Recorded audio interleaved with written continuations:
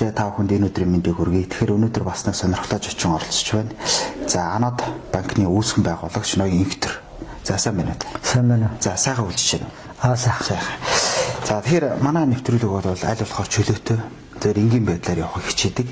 Тэгэхээр та бас аль болохоор энгийн асуултанд сайхан хариулаарай гэж хүсье. За тэгээд эхний асуултаа бас жоохон сонирхолтой байдлаар эхлэе гэж бодлоо. За учир юу гэхээр таныг ер нь би их сайн авч яваад идэг тэр гэж яриад идэг. Зүс царайч ер нь насныхынхаа бодвол илүү залуу харагдаад энэ тэр. Одоо таны лайвыг үзсэн хүмүүс гэж ярьдаг байх л та. Тэр та ер нь хөдөлгөөнд асуулт тогтмол хийж байна уу? Тэ одоо тэгэл хин ч гэсэн эрүүл мэнд анхаарна тийм ээ. Тэгэхээр одоо уул хаданд явахыг хичээдэг. За тэгээ бас нэг булчин сэрэмсээ одоо нэг барьчин хичээдэг. Тэгэхээр мацаг барья гэж бас боддог. Гэхдээ ингэж байгаа. Одоо та нар ингээ харах юм сүүлийн үед бол энэ ялангуяа 24 онд өнгөрсөн жил интернет дээр ямар тийм тренд гэдэг штэ. Хандлага байсан гэхээр булчинчийг чухал хэрэгтэй юм байна. Булчинч байж иж энэ 5 цулчийг сайн ажилт юм байна гэдэг тийм явсан штэ. Тэгэхээр урд нь бол яг бидний үеийнхэн бол булчин юу гэж олоод энэ гоо сайхан ч юм залуучууд ч тэмцээнцэнд ордог шүү дээ.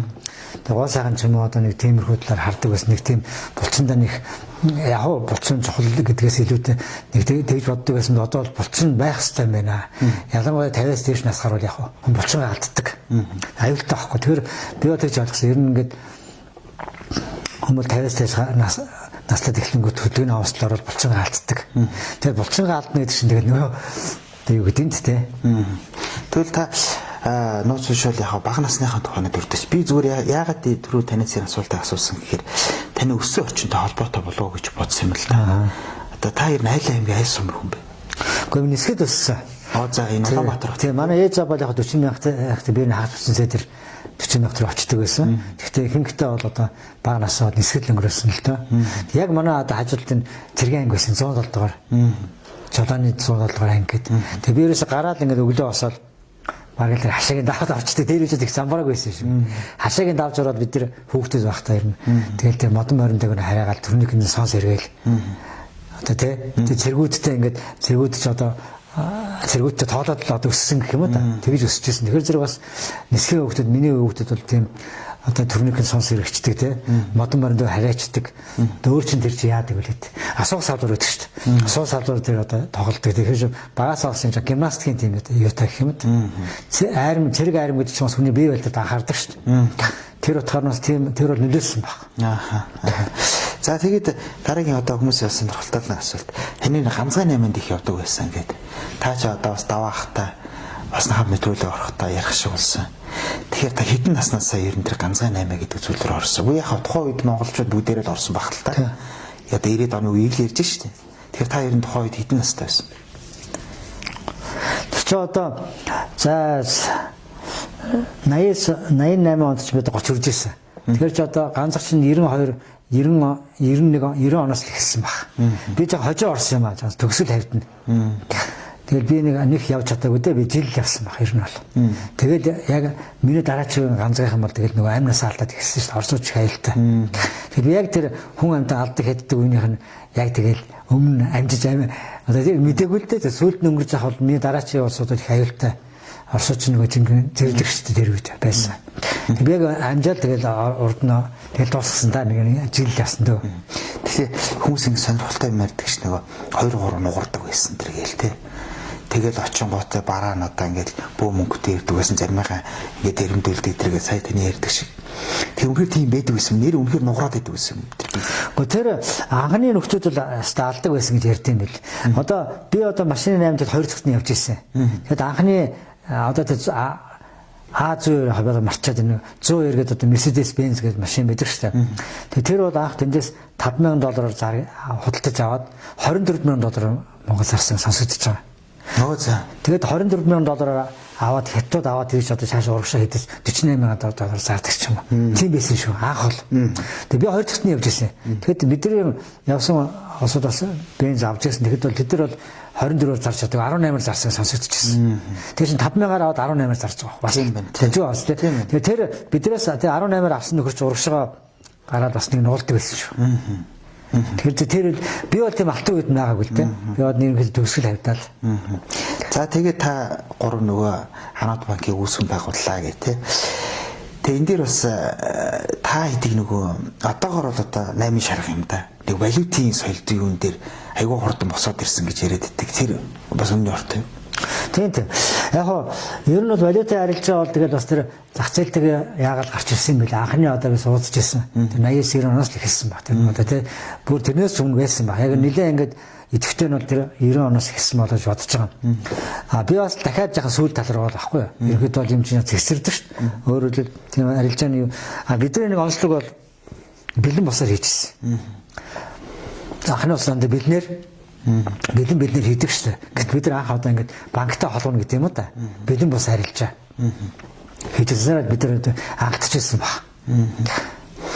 За тэгээд Ханаад банк гэдэг яг Ханаад банкын дээр би нэг хоёр зүйлийг л бас хүмүүсийн яриагаар дүгндэг гэх нь хашаа одоо яг зүгээр нийгэмд ингэж ярьд юм л да. Шин та гурвыг өөрснөө ингэ удирдлагуудаа хийгээд идэг байсан. Одоо голомт банк чинь нэг гаднаас нэг гүйцэтгэх захирал авчираад гадны нэг менежмент оруулаад ингээд банкаа шинжилээ л те. Ингэж явахгүй ингээд зүгээр нэг ганцхан 3 хүн одоо те ингэж хийснээс болж одоо банкир нэрсэлтэй эвгүй байдалд орсон гэж энэ ерэн та санал нийлэх үү? Гэхдээ яг менежер ур чадрын асуудал байна. А тэгвэл бид нар хичнээн одоо тийм мэрэгжлийн бас байлаа гэсэн. Яг доотлолтой болж бид нар ч макин сургалт өгсөн усад ажиллаж байгаа шүү дээ. Тэгэхээр чи мэрэгжлийн усад доор ажиллаж байсан. Тэгэхээр тэр мэрэгжлийн усад ч бас хамаагүй юм хэлэхгүй шүү дээ бид нар бол. Ийм байдаг, тийм байдаг гэд одоо тэр нэгтлэнгууд байна те. Одоо нэгтлмат бүртгэлээд гэх юм уу. Зээл байна. Тэр чинь нарийн ш бас. Тэгэхээр би бас нэг тэгж замбрааг байсан гэдэг дээр бол яг бид гурийн хувьд бол яг эсвэлзүүд дээр замбрааг байсан байж болно. Үйл ажиллагаа чинь нарийн хяналтаар явдаг юу шүү дээ. Гэхдээ та гурав яг харамлаад байдаг байсан гэл одоо удирдлага менежментийн баг ингээ оруулж ирээд яг одоо боломж шиг ингэж ажиллах байтал тэгээд нэг юун дээр нэг зарцуудлах мөнгөн дээр нэг жоохон тийм байсан. Яг тэр бол яг юу л да. Одоо би одоо өнөөдөр бол мэдээж ингээд та нарын залуучууд аюу гоё. Одоо чинь өнөөдөр чинь ингээд 5G мавж те. Бис Америкт байна уу, Монголд ялгаа байна уу баг. Тэгээд дөнгөж сая ирж явах хүмүүстэй ярьж ирсэн. Бид нар ч яг л Америкчуудын мэдээллийн төвшөндөө адилхан биш үү? Тэгээд тэр үед бол тийм байхгүй. Хаалттай. Бид нар англи хэл мэдэхгүй. Яг мэдээж одоо телевизээр мэдээ авдаг байсан баг. Тэгэхээр би одоо яг тухайн үед бол яг л монголчуудаа жишгээр одоо тэр одоо хэлээ л да одоо тэр бүхэл одоо MCS юу гэдэг тэр 5 богд одоо тэр тухайн үед тэр хаан банк гэдэг чинь бүгдээрээ адилхан байсан гэж бодож байгаа. Бид нар одоо нэг бусдаас нэг илүү жаахгүй дутууч байхгүй бүгдээрээ адилхан. Нэг тийм ялгараад байсан юм бол байхгүй. Зүгээр яг худалдаа хөгжлийн банкны хувьд бол төв банкны те аюун манд болсон хүчтэй байсан учраас төв банкны гадаад харилцаа аваад гарцсан. Тэр чинь Монгол улсын одоо төв банкны төсвөр одоо 20 жил бэлтгэгдсэн мундаг болсон хүчнүүдийг тэд нар ондоос дандаа Америкт одоо мастер хийсэн усуд байсан ба бидийг бодож байгаа. Тэд нар бол ондоо байсан. Бусдууд нь бол би бол нэг тийм ойролцоо байсан бас бодож байгаа. За дараагийн 2 таныг эвгүүцсэн шалтгааныг хүмүүс бас ингэж яриад байдаг. Та гурав одоо энэ сүүлд нэг худалдаа хөгжлийн банк нэг юм том төслүүдэд хөрөнгө оруулаа нөгөө сахал эрдэнэ үйлээ тэглээ инглээгээ бүх асуудал гарч байгаа шүү дээ. Гарсан шүү дээ. Эрдэнэтийн 49% 60 дүмний мэдлэмэл гээл те. Тэр үе шиг та гурав тэр үед бас ийм орд мордроо ч юм уу дээр хөрөнгө оруулалт хийж мэйгээд ер нь нэг жоохон ийм банкны нөгөө мөнгөөр ингэж жоохон хамах гэж орлого хийжсэн дэр гэж яриад байдаг. Тэгээ энэ бас нэг жоохон эвгүүдэх шалтгаан болсон юм. Яг зөөр ашигын зөрчилтэй хэлсэн гэж ярьж байна тийм ээ. Тэрийг бол өнөөдөр ч гэсэн хийж штэ. Би цаанд хэлээ өнөөдөр засгийн газар ашигын зөрчилтэй хэлсэн хийж байгаа байхгүй юу? Юу нэр 1992 3 он. Өнөөдөр 2024 он. Одоо ч хараад ашигын зөрчилтэй хэлсэн хийж байгаа. Яг энэ дээр ярих юм бол 20 жилийн дараа ч гэсэн өнөөдөр ч сэдв хийж л байгаа байхгүй юу? Чи ингэ нарийн одоо компани засаг ярих гэдэг ашиг байна. Зөө. Би чинь асуудал гэж ойлгож байна. Тийм. Тэр би юм хэлээ. Ерөнхийдөө бид нар ингээд одоо бид нар бол ингээд нийтэд миний үеийнхэн гэж хэлээ л да. Миний үеийнхэн бол одоо тийм социализмын үеийн бүтээгдэхүүн таахгүй юу. Дэргэд бол зах зээлийн нийгэмгээд ийм нийгэмгээд ингээд орчлоо. Одоо бид нар ингээд коммунист одоо замаасаа гарлаа. Тэгээ чөлөөт эдийн засгаар орлоо гэж хэлсэн байхгүй юу. Тэгэл тэр тухайн үед одоо ингээд ганцхан гэдэг нэг хэсгийн чөлөөт эдийн засгийн хэлбэр шүү дээ. Тийм ээ. Тэр үчинд гадаад паспорт аваад гадагшаа авчдаг гэдэг чинь сонирн байсан байхгүй. Тийм байхгүй байсан. Гэтэл ч одоо ингээд чөлөөтэй паспорт авчдаг, чөлөөтэй зээл авчдаг тий. Тэгээд ингээд чөлөөтэй хятад руу авчдаг. Тийм байхгүй байсан. Та нарт бол өнөөдөр бол тэр жирийн зүйл тэр үед л айгүй тийм айгүй тийм дэрсэлтэй ч юм уу тийм зүйл байсан. Тэгэхээр би одоо энэ дээр нэг тийм би бол өөрөө ч асуулт нэг хариулмаар байна. Одоо дампуурсан мэдээж за яг бидний одоо алдаа гаргасан юм бол байна. Хин ч гэсэн алдаа гаргаад энэ дээр бол бид тэр одоо юу гэдэг стратеги бол янз бүршиж болно. Тэрэн дээр бол би нэг олон юм ярмаар байна. А миний гол ярих гэдэг зүйл бол энэ бидний гол гаргасан ерөөсөө хамгийн чухал алдаа бол юу байсан бэ гэхээр өнөөдөр ингэ бодож байгаа байхгүй юу. Ерөөсөө л энэ манайч нь бол зэрлэг капитализм буюу төрийн зохицуулалттай зэрлэг капитализм байна. Энэ юу гэсэн үг вэ? Энэ бол улс төртэй холбоотой байх хэрэгтэй байхгүй. Улс төртэй холбоотой бол зардалчин байгаа байна. Зардал байгаа нь шүү амьд үлдэнэ гэсэн үг байхгүй. Улс төртэй холбоогүй бол өнөөдөр ч гэсэн тийм байна. Өнөөдөр ч гэсэн тийм байна. Улс төртэй холбоогүй бол танаа компани өнөө банк өнөө юу вэ хамаахгүй. Зардалчин өндөрсөөл шудраг өрсөлдөөн байхгүй болол тэгэж унчиж байгаа.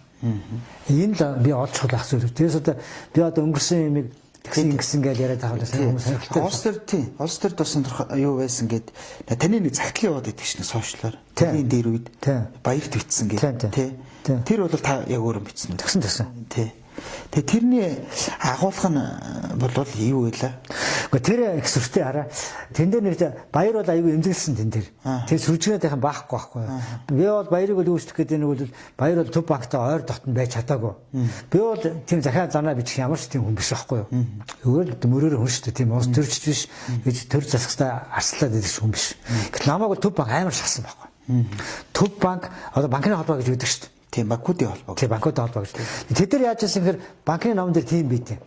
За ингээд юу яа гэм ба банк 29 оны хямралчны ерний хямрал болохгүй ч явах боломжтой байсан. Гэтэл яасан гэхээр ингээд тухайн нэг банкны хариуцлагагүй үйл ажиллагаасаа бүхэлд Америк улсын унагсан гэж байгаа.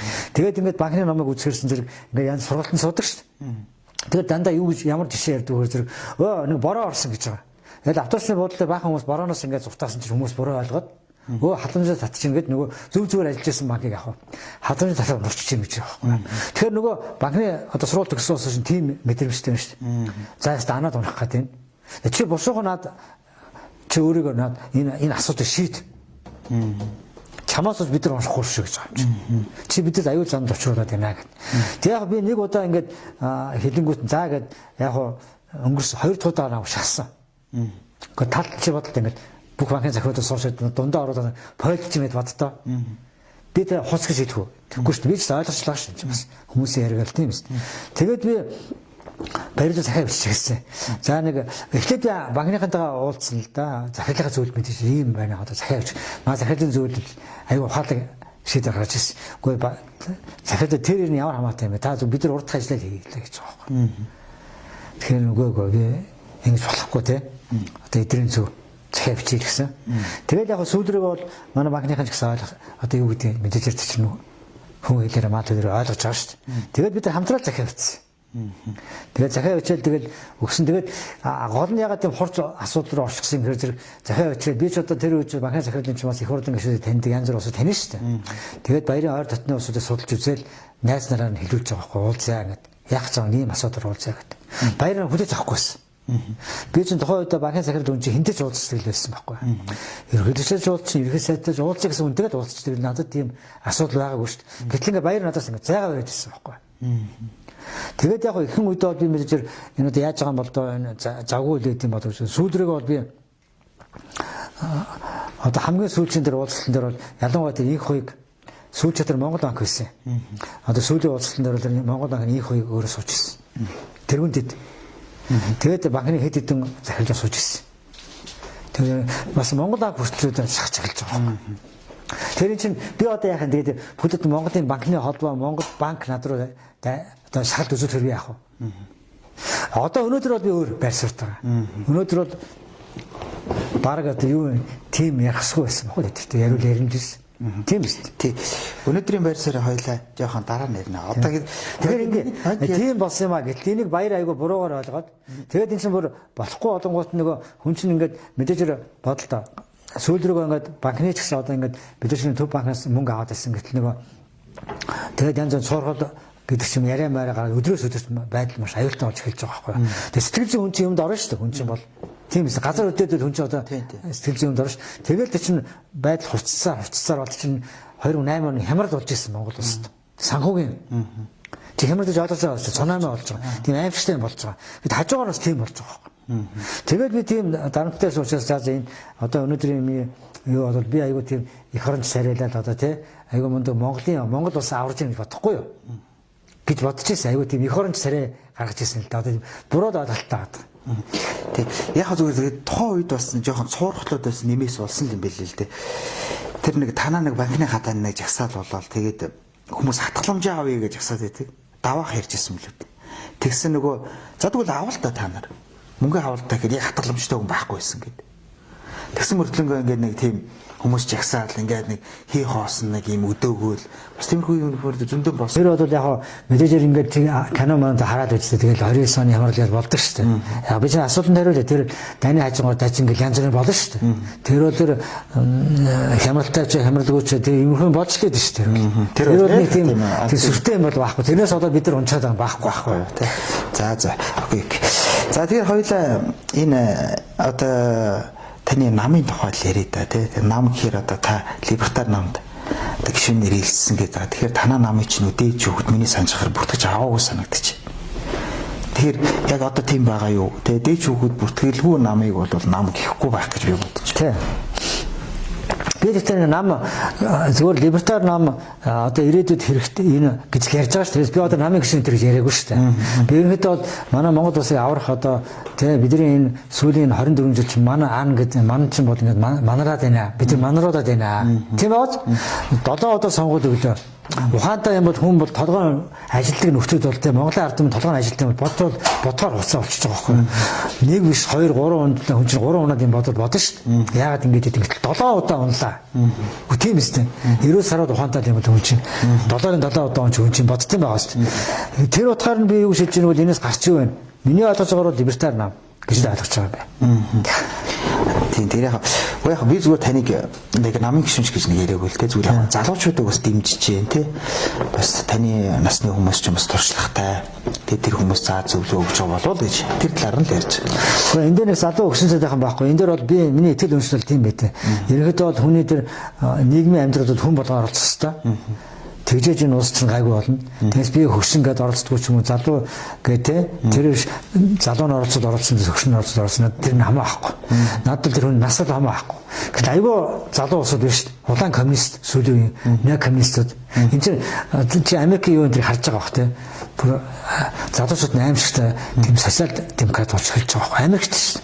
Гайхаж байгаа юм шиг нөгөө 250 жил хөгжсөн Америкч ингээд социалистик гад хэрэг одоо бүр хэлэх болтохгүй. Дэлхий гэдэг чинь ингэж л явд юм байна. Тэр нэг тийм Америк 250 жил одоо хөгжсөн хамаа байдаг юм байна. Нийгэмд ч аюул өөрчлөгддөг юм байна. Хэлээ ойлгосон. Тий. Би одоо Европын орнууд шугаас нэг юм байгаа шүү дээ. Тийм л юм байна. Тий. За тэгээд үгүй яг тэгээд хамгийн гол нь юм л дээ. Одоо яг энэ либертар үздэг бас ганцхан манай Монголд яриад байгаа юм биш. Ер нь яг дэлхийд ярьж байна те.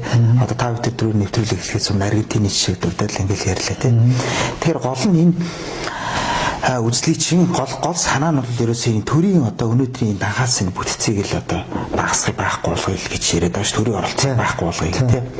Тэгэхээр хоёулаа энэ асуудалтай холбогдуулаад ер нь манай энэ за жишээ нь та санхүүгийн салбарт ажиллаж ирсэн хүн байна. Санхүүгийн чиглэлээр ажиллаж ирсэн учраас одоо энэ банкуд ч гэдэг юм уу те санхүүгийн байгууллагууд ч гэдэг юм уу яг ном журмынхаа дагуу явж гин үү? Ер нь ингэсэн энэ зах зээлийн нийгэмд ороход би бол яг банкны салбар бол харьцангуй тийм дүрм журмтай нарийн зохицуулалттай тэгээд би түрүү хэллээ шүү дээ бүр социализмын үед нөгөө Америкт боловсрол эзэмшсэн улсууд байсан учраас тийм одоо манай Төв банк Монгол банкад байгаа чинь тэр боловсрол хүчин хөдөлтөө гэж бүгдийг ингэж тийм Америкт бэлдсэн байгаа. Тэгээд манай тэр үед одоо социализмын үед чинь Америкт одоо боловсрол хүчний бэлддэг бол энэ сангийн яам Монгол банк байсан гэж ойлгож байгаа. Өөр байгууллага байсан мэдэхгүй. Энэ хоёр чинь бол ингэ төсвийн зардлаар ингэж капитализм гэдэг юм чи тэр үед мэдсэн байсан байгаа байхгүй. Тэгэхээр тэр утгаараа бол би банкны системд харьцангуй тийм юу гэж ойлгож байгаа. Нэрийн одоо тийм эрүүл гэж бодож байна. Харьцангуй тийм одоо юу гэдэг нь ил тод гэх юм уу тийм нарийн зохицуулалттай байхгүй. Хамаагүй дураараа хийж болдгоо. Нарийн зохицуулалттай байгууллага. Тийм учраас бол би өнөөдрийн манай Монгол олон салбаруудаас банкны салбарууд харьцангуй харс бас ч гэжтэй байн одоо баруунханд уулздаг тэдэртэй чинь хурд зөвлөгөөнд нь оролцдог те ажилчтай ингээд сургадаг. Харьцангуй банкныхныг бол гайгүй байх шатдаг шүү дээ. Одоо манай Монголд энэ засгийн газраас сангийн яам те одоо ер нь төв банк гэдэг одоо нэг юм басны тустай байгууллага. Тэгээ энэ хоёр бол харьцангуй болсон учраас их анхаарал тавьдаг гэж бодоод байдаг шүү дээ. Залуучууд нэг өндөр боловсролтой гэж боддог дотор бай. Баруунаас ялгархгүй гэж ойлгоод байдаг дотор. Зөв. Тэгээд за хоёулаа асуулт арай нэг жоох өөрчлөе. Одоо хоёулаа нэг арай нэг жоох энгийн тал руугаа яриа хандуулъя л та. За би тэр хэцүү нэртийн тухай бол ярмааргүй байна. Тэр бол одоо өстой таны төрөний хэлдгээр юм болоод өнгөрсөн те. Гол нь та нэг хүний мөн чанарыг нэг бас та бол яг биеэрээ амлсан хүн гэж би бодоод байгаа байхгүй. Таныг одоо банкны захирал өнгөтэй өттэй явахад те харьцаж ирсэн хүмүүс та тэр тухайн үед бас нэг вакуумд орцсон л байгаа шүү дээ. За хүн гэдэг чи юм байдаг ч гэдэг ч юм уу те. Тэгээд нэг гарч ирээд яг ингээд надаа таны нэг лайвн дээр бас хатуулсан суухад анхандаа их хэцүү байсан гээл те. Тэгэхээр ингээд хүний мөн чанарыг яад юм бэ? Ер нь танд ямар санагдсан? Тэр өдөр хаа өнөөс л болно.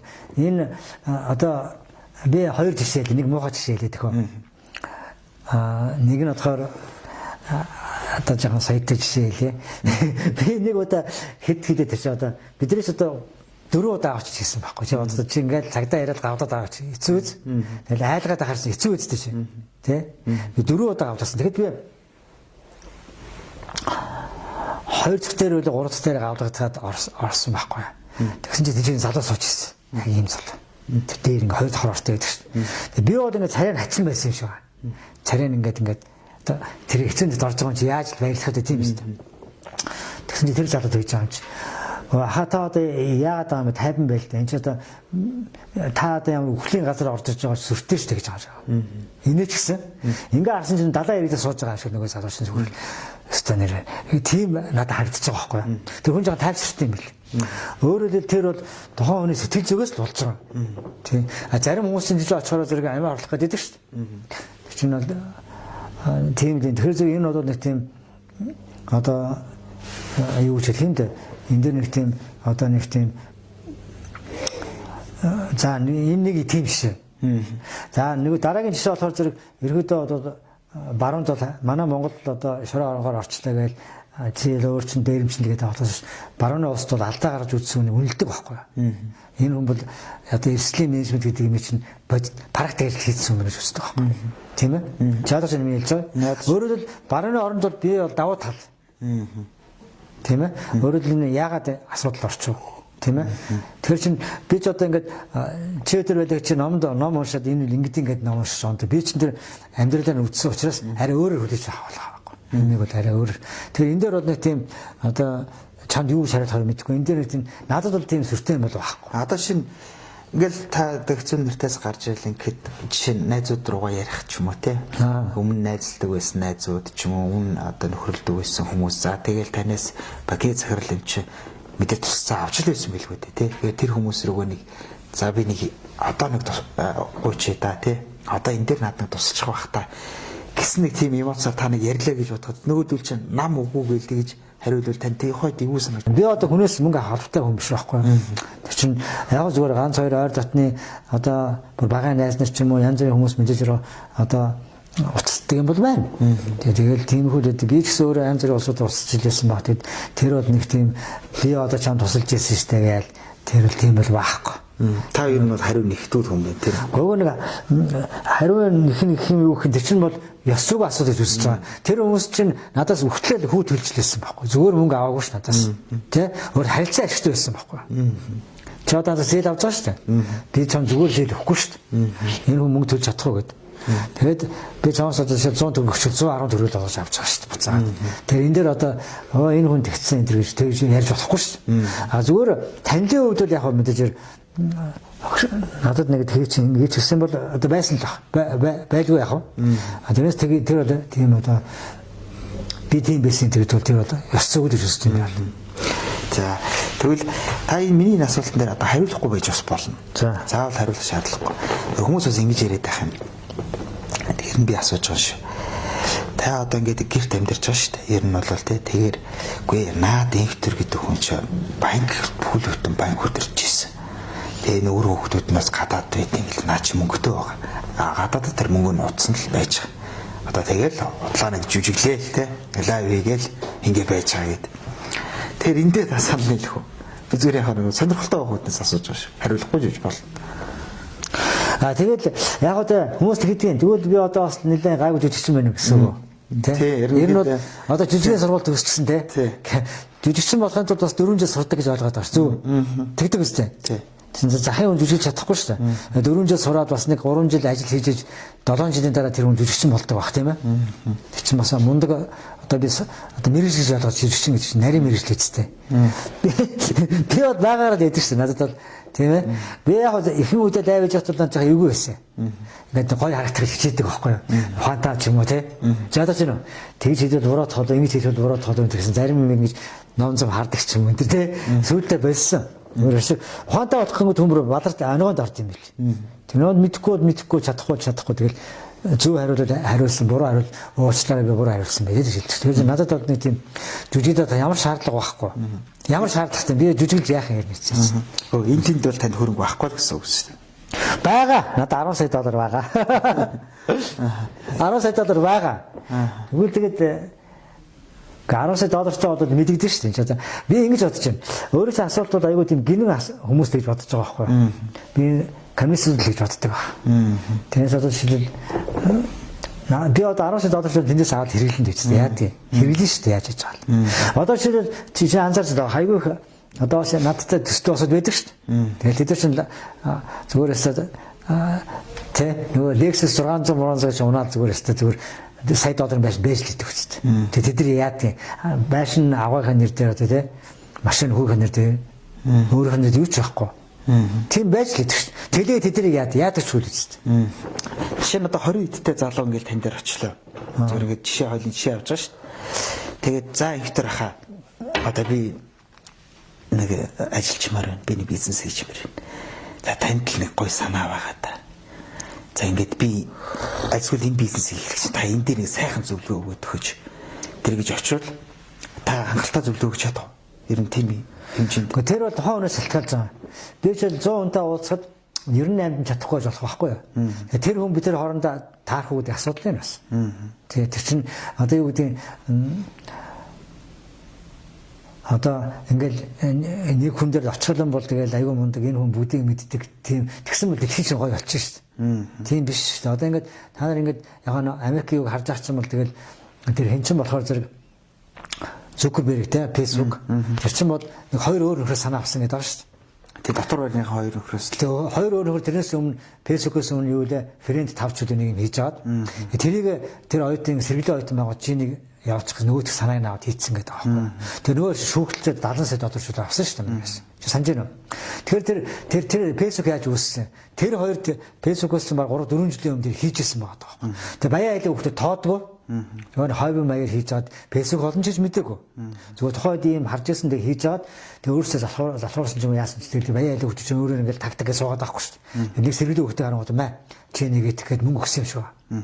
Тэгсэн нөгөөд чинь тэрийг одоо тэгээд бүр шүүхрэл болсон шүү дээ. Тэгээ чи энэ дээр яах юм?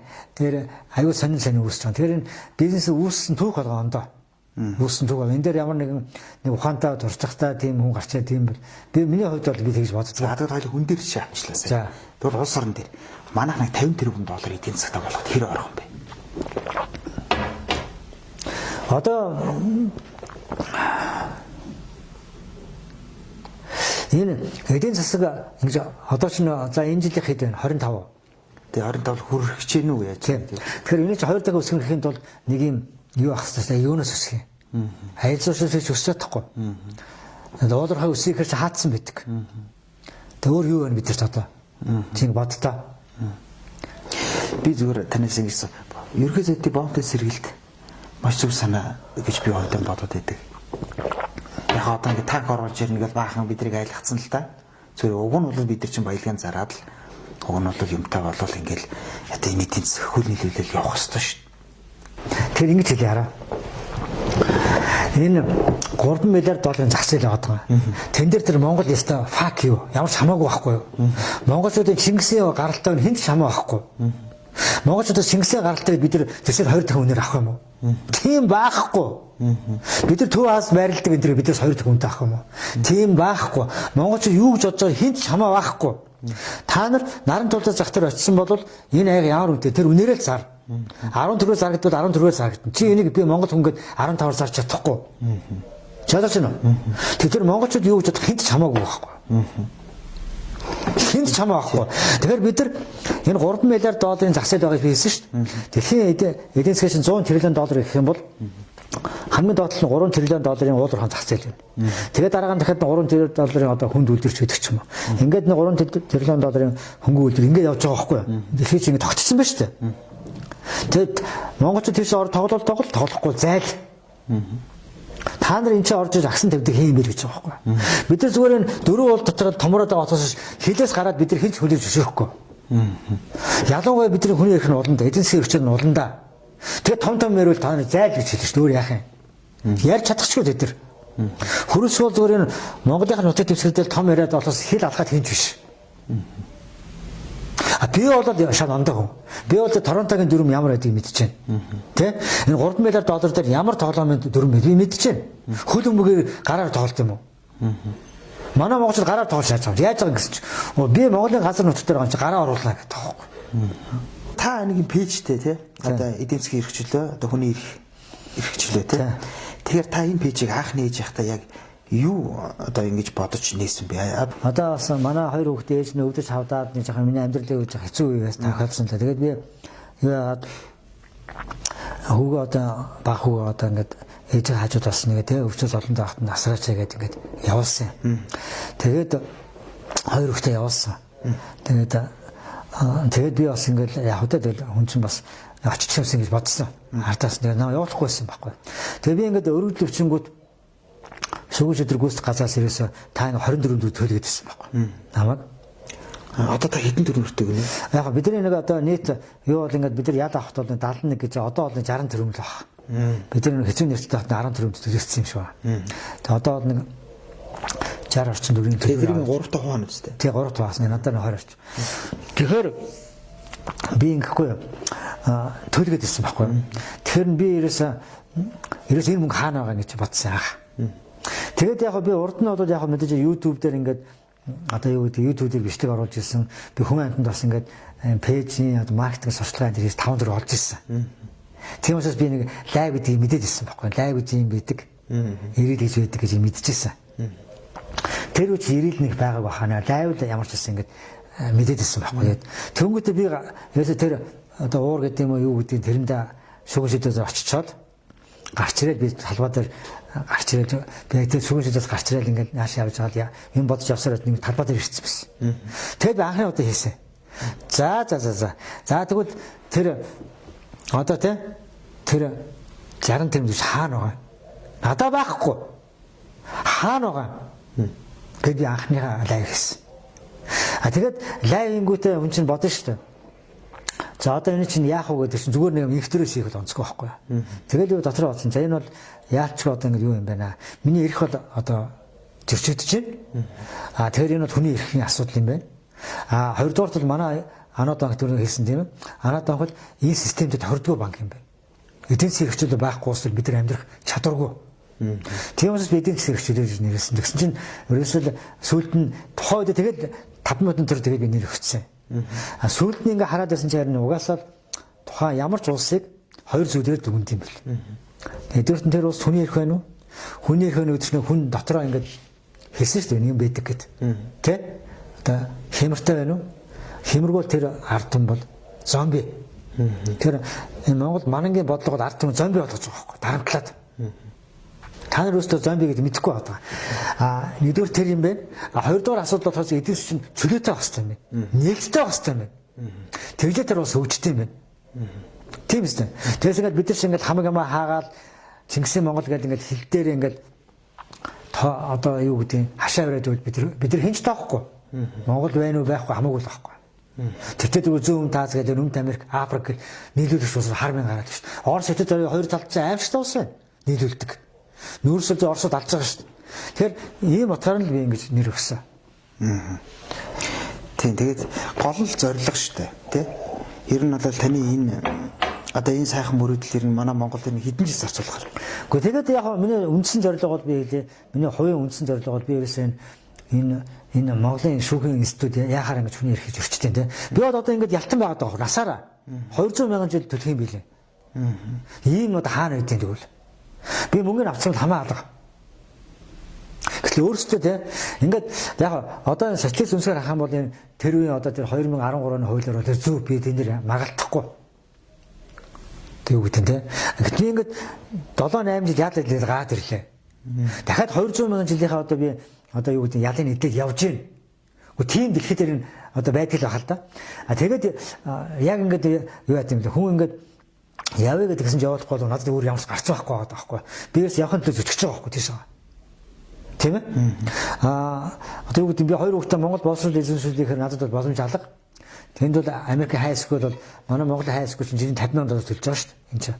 Тэмцэл засгийн газар дааж байгаа. Том үгтэй ч гэсэн би бас нэг Америкт язч нэг магистр болох шийсэн гэж бодож байгаа. Тэгээд хажууд нь баймаар байна.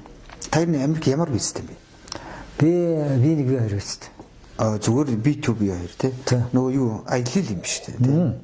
За баярлалаа их мөндөд үзэгчтэй ингээд Анууд банкны үүсгэн байгуулагч за иргэн инх төртөө ярилцлаа ингээд дараагийн ярилцлагаар иргэн уулзъя. Тод мэдээ сэтгүүлч билгүүтэй байлаа.